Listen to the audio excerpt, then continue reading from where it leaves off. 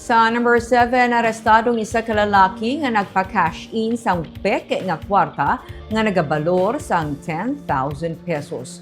Kaso nga estafa kag pagsupak sang Section 9 sang Republic Act 11235 o kung paggamit sang motor sa paghimo sang krimen, ang mga kaso nga ipasaka batok sa manug-install sang atop nga nadakpan matapos maggamit sang peke nga kwarta. Domingo, Hunyo 14, sa nagpa-cash in sa isa ka mobile payment services app ang 24 anyos na suspect sa isa ka Tiangge sa barangay Mailum, Baguio City. Maayo lang kay natukiban sa tag-iya ka Tiangge nga peke ang 10,000 pesos nga cash nga igabayad kun tani sa lalaki kag wala niya pa na-confirm ang transaction. Ginpunggan nilang lalaki nga naka-helmet, nakasuksok sang mask, naka-long sleeves, kag may service nga motorsiklo. Sulo sa lalaki, hindi iyang kwarta kaghalin ini sa iyang amigo. Ang suspect ang taga-barangay Napoles sa Baguio City. Kag sang Mayo 18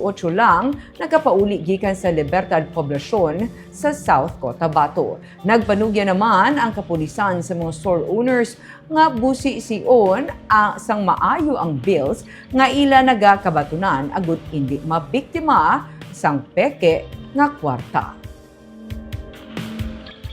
The Bangko Sentral are changing our banknotes o atong nga bills naton para is also to increase sa natawag nga security features sa atong nga kwarta. So dugay na ni mga modus operandi most likely sa mga areas wherein nga mga far-flung areas, mabisi nga mga stores, especially mga tigulang ang gabantay nga why much more knowledge nga natawag nga fake or counterfeited nga mga bills in which mabiktima gi sila. All this case sabihin sa May Bago City Component Police Station, nangin successful ang awareness nga ginhimo sa aton nga mga kapulisan subong man other agencies involved nga maghatagan immediately or may awareness ang aton nga mga kabaligya o nga negosyo para hindi sila mabiktima para yusin nga mga insidente sa paggamit sa fake money.